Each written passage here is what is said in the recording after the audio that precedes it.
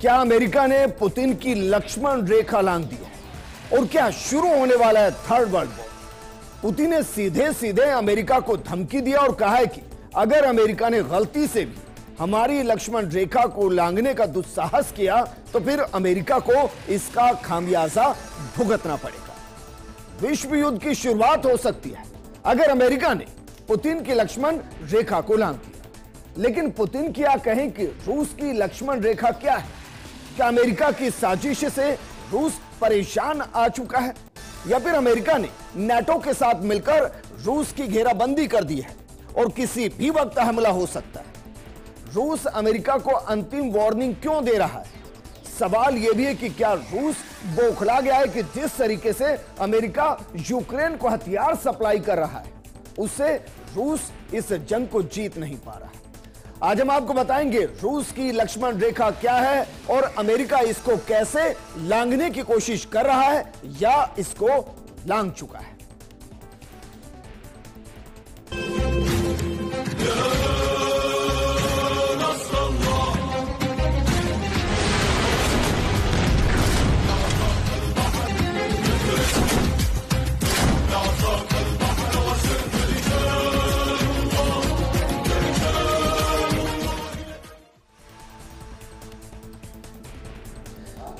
सबसे पहले आपको रूस के विदेश मंत्री सरगेई लावरोव का बयान सुनाते हैं, जिसके बाद पूरी दुनिया के अंदर यह सवाल खड़ा हो रहा है कि क्या रूस कल तक जो शांति की बात कर रहा था क्या वो थर्ड वर्ल्ड वॉर के लिए अंतिम चेतावनी दे रहा है।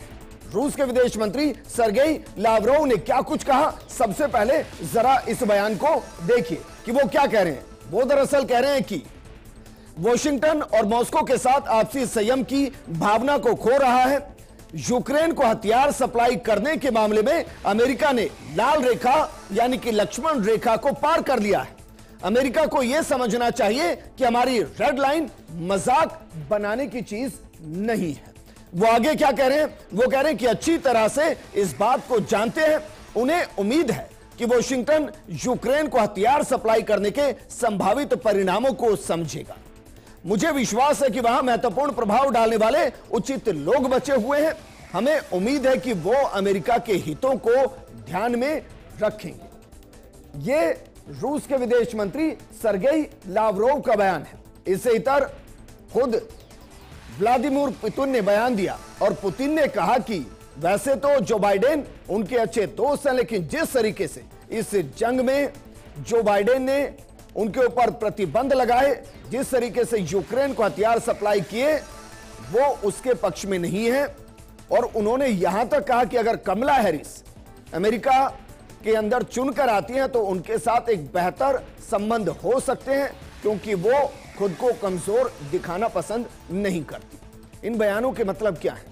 और सीधा सर्वे ने जो कहा कि यूक्रेन को अमेरिका हथियार दे रहा है और उन हथियारों के दम पर यूक्रेन रूस पर अटैक कर रहा है, और अब तो हाल यह हो गए कि रूस के कई किलोमीटर तक यूक्रेन की सेना घुस चुकी है।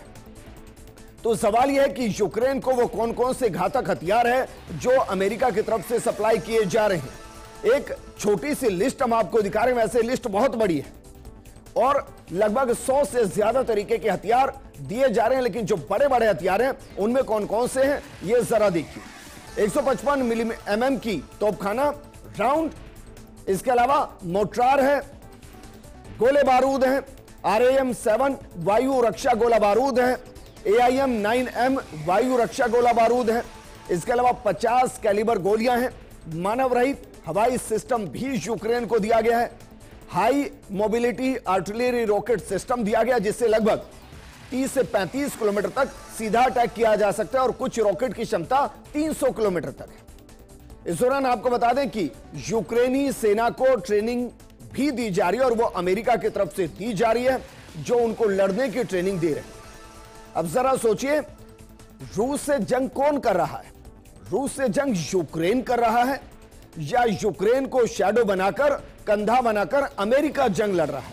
क्योंकि अमेरिका ही उनके सैनिकों को ट्रेनिंग दे रहा है, अमेरिका ही उनके सैनिकों को हथियार दे रहा है और अमेरिका ही यूक्रेन को उकसा रहा है। लेकिन सिर्फ हथियार नहीं दिए जा रहे, अमेरिका में बाकायदा एक बजट बनाया गया है यूक्रेन को मदद करने के लिए। और यह बजट काफी बड़ा है, यूक्रेन के हिसाब से तो कम से कम यह काफी बड़ा है।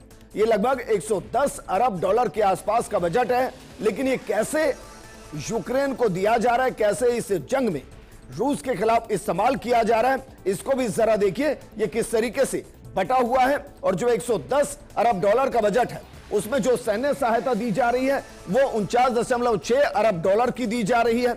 इसके अलावा जो आर्थिक सहायता दी जा रही है वो 28.5 अरब डॉलर की दी जा रही है। मानवीय सहायता जो दी जा रही है वो 13.2 अरब डॉलर की दी जा रही है। इसके अलावा रक्षा उद्योग जो है वो 18.4 अरब डॉलर का है, जो अमेरिका के अंदर ही है। अमेरिका की जो वेपन निर्माता कंपनियां हैं उनके लिए बजट जो हथियारों को बनाएंगे और उन हथियारों को फिर इसी बजट के माध्यम से खरीदकर यूक्रेन को दिया जाएगा। अब सोचिए, यहां से एक और सवाल, रूस जो कह रहा है कि अमेरिका ने अपनी लक्ष्मण रेखा को लांघ दिया है, क्या वो लक्ष्मण रेखा यही है कि इस जंग के अंदर यूक्रेन सिर्फ एक पपेट की तरह नजर आ रहा है, जिसको हथियार भी अमेरिका दे रहा है, जिसको आर्थिक सहायता भी अमेरिका दे रहा है, जिसको ट्रेनिंग भी अमेरिका दे रहा है, जिसको मानवीय सहायता भी अमेरिका दे रहा है, और जिसके दम पर अमेरिका अपने रक्षा उद्योग और वेपन इंडस्ट्री को डेवलप कर रहा है? क्या यही वो रणनीति जिसके खिलाफ अब पुतिन और रूस खुलकर सामने आ रहे हैं? इसको समझने के लिए एक और चीज आपको समझनी होगी। जिस नेटो का निर्माण किया गया सोवियत रूस के एक गुट के अगेंस्ट, क्या वो नेटो ही रूस के लिए सबसे बड़ी दुविधा या कहीं की परेशानी या कहीं की खतरा? क्योंकि इसमें जो लीडिंग पोजीशन में वो अमेरिका है, और अमेरिका ने रूस के आसपास के तमाम देशों को नेटो में शामिल कर लिया है। आगे हम बताएंगे प्रोग्राम में कैसे रूस के इर्द गिर्द नेटो के अलग अलग देशों ने अपनी सेनाओं को वहां मुस्तैद कर दिया, और कितने मोर्चों पर नेटो ने अपनी सेनाओं को रूस के इर्द गिर्द घेराबंदी कर दी है, ताकि अगर जंग हो तो रूस पर कहां कहां से अटैक हो सकते हैं, यह भी हम आपको बताएंगे। लेकिन नेटो, यूक्रेन और रूस और अमेरिका ये कैसे एक दूसरे के साथ इस जंग के मैदान में जुड़े हुए? दरअसल नेटो एक सैन्य गठबंधन है जिसकी स्थापना 1949 में की गई थी। शुरुआत में इसमें 12 देश थे, जिनमें अमेरिका था, कनाडा था, ब्रिटेन था और फ्रांस शामिल थे। सैन्य गठबंधन का मूल मकसद रूस के यूरोप में विस्तार को रोकना था। 1955 में रूस ने नेटो के जवाब में अपना अलग सैन्य गठबंधन खड़ा किया था, जिसे वॉर्सा पैक्ट नाम दिया गया था। इसमें पूर्वी यूरोप के साम्यवादी देश शामिल थे। लेकिन 1991 में सोवियत यूनियन के विघटन के बाद वॉर्सा पैक्ट का हिस्सा रहे कई देशों ने दल बदल लिया। ये देश अब नाटो में शामिल हो गए। यूक्रेन भी कोशिश कर रहा है, जबकि यूक्रेन एक वक्त में सोवियत रूस का हिस्सा था, सोवियत संघ का हिस्सा था। लेकिन उसके विघटन के बाद जो छोटी छोटी अलग अलग कंट्रीज बनी वो नाटो के साथ चली गई, या यूं कहें कि वो अमेरिका के साथ चली गई। और ये रूस को शुरू से ही बर्दाश्त नहीं था, जबकि अमेरिका चाहता है कि यूक्रेन नाटो में शामिल हो जाए और इसे अमेरिका और नाटो की सेना रूस की सरहद पर पहुंच जाएगी। और इसीलिए रूस यूक्रेन के नाटो में शामिल होने की आशंका की वजह से यह जंग कर रहा है, क्योंकि रूस जिस मुद्दे पर जंग कर रहा है उसमें दो ही मुद्दे हैं। पहला, यूक्रेन रूस के हिसाब से चले, और दूसरा, यूक्रेन नाटो में शामिल होने की जिद को छोड़ दे। लेकिन रूस और अमेरिका की दुश्मनी क्या वाकई में है? क्योंकि दोनों वर्ल्ड पावर हैं, कभी दोस्त हुआ करते थे, सेकेंड वर्ल्ड वॉर में दोनों एक तरफ से लड़े हैं।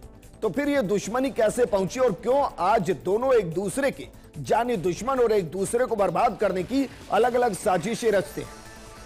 दरअसल आपको बताते हैं कि रूस और यूक्रेन की जो जंग है उसमें अमेरिका के किरदारों के बीच में रूस और अमेरिका की दुश्मनी कितनी पुरानी है। दरअसल रूस और अमेरिका के बीच तनाव तो वैसे बरसों पुराना है। द्वितीय विश्व युद्ध के बाद से यह तनाव और बढ़ता चला गया। 1939 से 1945 तक चले दूसरे वर्ल्ड वॉर में दरअसल दो गुट थे। जो पहला गुट था उसमें फ्रांस था, ब्रिटेन था, अमेरिका था और सोवियत संघ मित्र देशों का था। इसमें जो सोवियत संघ है वही विघटन के बाद रूस और बाकी देशों में बटा है। इसका मतलब अमेरिका और रूस द्वितीय विश्व युद्ध में एक तरफ से जंग लड़ रहे थे, एक साथ जंग लड़ रहे थे। जबकि इसी में दूसरा जो गुट था उसमें जर्मनी, इटली, जापान और ऑस्ट्रेलिया था। लेकिन जीत के बाद अमेरिका और सोवियत संघ के बीच दूरियां बढ़ती चली गई। दुनिया में अपना वर्चस्व बढ़ाने को लेकर दोनों में एक अंधी दौड़ शुरू हुई जो अभी तक चल रही है। करीब 8 दशक पहले रूस को सोवियत संघ के नाम से ही जाना जाता था। द्वितीय विश्व युद्ध के बाद अमेरिका और सोवियत संघ दुनिया के सबसे ताकतवर देश बन गए। ये दोनों ही मुल्क चाहते हैं कि बाकी देश उनकी ताकत का लोहा माने और उनके अनुसार चले। उसके बाद धीरे धीरे दुनिया 2 गुटों में बढ़ती चली गई। एक वो जो रूस के करीबी थे और दूसरा गुट वो जो अमेरिका का समर्थन करता था। इसके बाद दोनों गुटों के बीच हथियारों की होड़ ने जन्म लिया। दोनों देश तकनीक और आर्थिक तौर पर एक दूसरे को पछाड़ने की कोशिश करते हैं और यह तनाव कई दशकों तक चलता रहा, जिसे दुनिया शीत युद्ध के नाम से जानती है। लेकिन क्या अमेरिका इतिहास में रूस ने जो किया उसका बदला ले रहा है?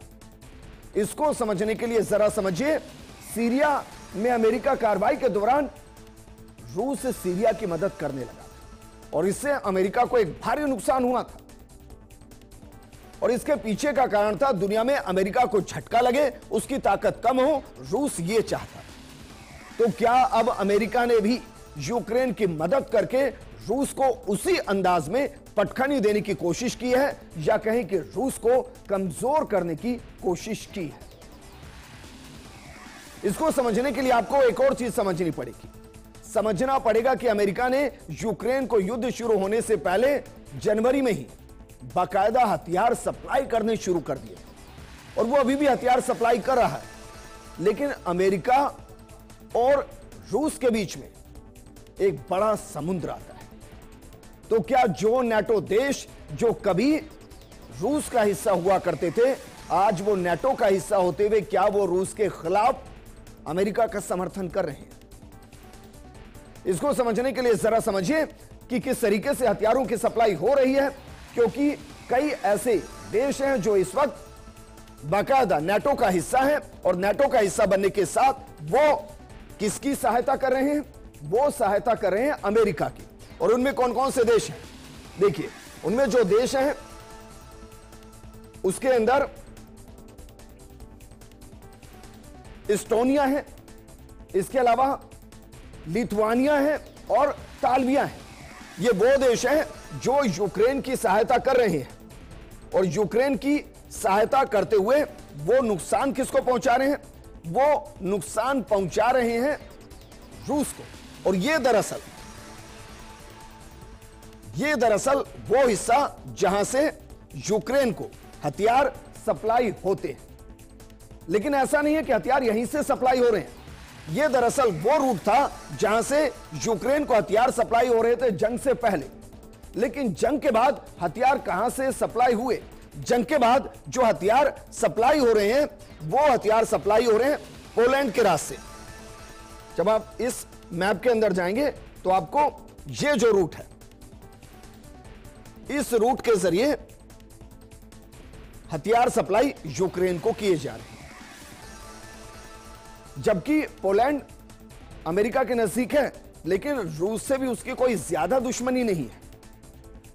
ऐसे में सवाल यह खड़ा होता है कि क्या वाकई में जो आप देख रहे हैं ये तमाम Denmark, Germany, France, Spain, Austria, Italy, Morocco, इसके अलावा रोमानिया, बेलारूस, नॉर्वे, ये दरअसल जो आप देख रहे हैं ये सब नाटो देश हैं। और ये सारे के सारे नाटो देश जो आपकी सीमा लगती है वो रशिया की जो सीमा है इसके नजदीक है। तो क्या अमेरिका ने धीरे धीरे नाटो के जरिए रूस के इर्द गिर्द अपने लॉन्चिंग पैड तैयार कर दिए और जिस लक्ष्मण रेखा को लांघने की बात अमेरिका कर रहा है, क्या वाकई में रूस ने उसकी तैयारी पहले से कर ली है? इसके लिए एक शब्द है या कहें एक जगह है, कालिनिनग्राद। कालिनिनग्राद दरअसल इन्हीं देशों के बीच में है। जो कालिनिनग्राद है वो कहां पर है? वो दरअसल इस हिस्से पर है, कालिनिनग्राद। इसका मतलब यह कि कालिनिनग्राद एक ऐसी जगह जहां रशियन सेना मौजूद है और यहां से तमाम नाटो देशों को तमाम नेटो देशों को टारगेट किया जा सकता है। और इसलिए शायद 2022 में जब यह जंग शुरू हुई उसके बाद कालिनिनग्राद के अंदर रूस ने परमाणु परीक्षण किया था और उसके बाद ये नेटो देश डरने लग गए थे। तो क्या जिस बदले के बाद रूस अमेरिका से कर रहा है कि उसने लक्ष्मण रेखा लांघ दी है, हथियारों को सप्लाई करके उसको खामियाजा भुगतना पड़ेगा, क्या उसमें कालिनिनग्राद एक महत्वपूर्ण भूमिका निभा सकता है? इसको समझने के लिए सबसे पहले जरा ये और समझिए कि रूस के आसपास नाटो ने कितनी सेनाओं को लगा दिया है, या कहें कि अमेरिका के कहने पर कितनी सेनाओं को लगा दिया गया है, यह भी जरा देखिए, क्योंकि यह अपने आप में रूस के लिए खतरा है। और यही वो लक्ष्मण रेखा है जिसको अमेरिका ने नाटो के साथ मिलकर लांघ दिया है। आपको दिखाते हैं, देखिए जरा किस किस ने कितनी सेनाओं को लगा दिया है। यह रूस का हिस्सा है जो अभी हम मैप के साथ आपको दिखा रहे थे। लिथुआनिया के अंदर 1100 से 500 नाटो के सैनिक हैं। लिथुआनिया के अलग से सैनिक है, लेकिन ये सेना जो अधिकारी हैं या कहें कि सेना नाटो की है। इसके अलावा एस्टोनिया के अंदर 1150 नाटो सैनिक है। पोलैंड के अंदर 1050 से 5400 नाटो सैनिक है। इसके अलावा रोमानिया में 4500 से 1000 के आसपास नाटो सैनिक है। बुल्गारिया में 200 के आसपास नाटो सैनिक और लातविया में 1650 के आसपास नाटो सैनिक। और यूक्रेन की अपनी सेना, बेलारूस की अपनी सेना, लिथुआनिया की अपनी सेना, एस्टोनिया की अपनी सेना, पोलैंड की अपनी सेना, रोमानिया की और बुल्गारिया की अपनी सेना, ये अलग से है। और दरअसल यही वो सवाल है जो बता रहे हैं कि रूस क्यों कह रहा है कि अमेरिका ने लक्ष्मण रेखा लांघ दी है। सिर्फ मामला सेना तक नहीं टिका है। दरअसल रूस की 5 तरफ से घेराबंदी की गई है और नाटो के 3 लाख सैनिक तैनात किए गए हैं और इसके लिए अलग अलग रूट तैयार किए गए हैं जिनके जरिए रूस को घेरने की कोशिश की जा रही है। और ये रूट कौन कौन से हैं, इनको भी जरा एक बार आपको दिखाते हैं। देखिए जरा, जिन 5 रूट को शुरू किया गया है उनमें पहला रूट जो है वो नीदरलैंड, जर्मनी, पोलैंड है। दूसरा रूट इटली, स्लोवानिया, क्रोएशिया और हंगरी है। तीसरा जो रूट है वो रूट है ग्रीस, बुल्गारिया और रोमानिया का। चौथा रूट तुर्की, बुल्गारिया और रोमानिया है। और 5वां रूट जो है वो नॉर्वे, स्वीडन और फिनलैंड है। और कमाल की बात यह है कि जो ये 4 या 5 रूट जो खोले गए हैं वो ऐसी जगह पर रूट खोले गए हैं जहां से सीमाएं रूस की लगती है। यानी रूस की घेराबंदी अमेरिका धीरे धीरे कर रहा है और इसी से शायद रूस से थक चुका है और उसने अंतिम अल्टीमेटम दिया है। क्योंकि सोचिए, एक तरफ यूक्रेन को भड़काना, यूक्रेन को जंग के मैदान में उतारना, फिर अमेरिका उसको हथियार देता है, फिर उसको आर्थिक मदद देता है, उसको सैनिक प्रशिक्षण देता है, जंग के मैदान में झोंक देता है। उसके बाद जो नाटो देश है उनके अंदर नाटो सेनाओं को सक्रिय करता है। जब इतने में भी रूस इस जंग के मैदान में पीछे नहीं होता तो फिर 5 रूट और खोले जाते हैं जिसका जिक्र हमने आपको किया कि पहला रूट नीदरलैंड, जर्मनी, पोलैंड, दूसरा रूट इटली, स्लोवाकिया, क्रोएशिया और हंगरी, तीसरा रूट ग्रीस, बुल्गारिया और रोमानिया, चौथा तुर्की, बुल्गारिया और रोमानिया और 5वां नॉर्वे, स्वीडन और फिनलैंड। और ये सभी रूस की सीमाओं से लगते हैं। लेकिन हमने एक जिक्र किया था जब हम आपको मैप समझा रहे थे कालिनिनग्राद का। अब हम आपको बताते हैं कि नाटो के काल के तौर पर रूस कैसे कालिनिनग्राद का इस्तेमाल कर सकता है, जिससे नाटो देश डर रहे हैं, जो आसपास की रशियन कंट्री है वो डर रही है। दरअसल कालिनिनग्राद करीब 5 सदी तक जर्मनी का हिस्सा रहा है। कालिनिनग्राद को पहले कोरेनिसबर्ग के रूप में जाना जाता था। कालिनिनग्राद का इतिहास करीब 800 साल पुराना है और इसकी स्थापना 1255 में च्यूनिक नाइट्स ने की थी। इस पर लंबे समय तक जर्मन सेनाओं का नियंत्रण रहा, लेकिन 1945 में दूसरे विश्व युद्ध में सोवियत संघ ने इस पर कब्जा कर लिया।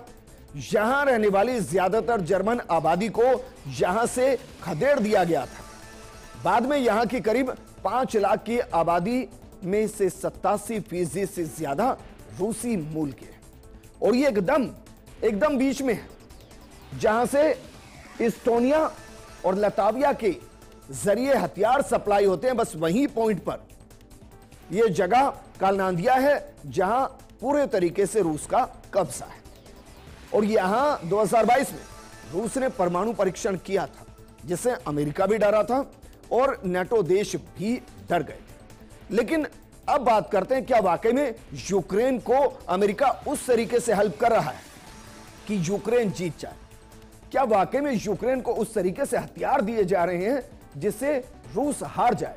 एक आंकड़ा आपको बता रहे हैं, यह आंकड़ा है काउंसिल ऑन फॉरेन रिलेशन के आंकड़े। यह आंकड़े बता रहे हैं कि यूक्रेन को अमेरिका ने अपनी जीडीपी की 0.33% सहायता दी है, जबकि इससे पहले 1970 में इजराइल को जीडीपी की 0.18% सहायता की थी।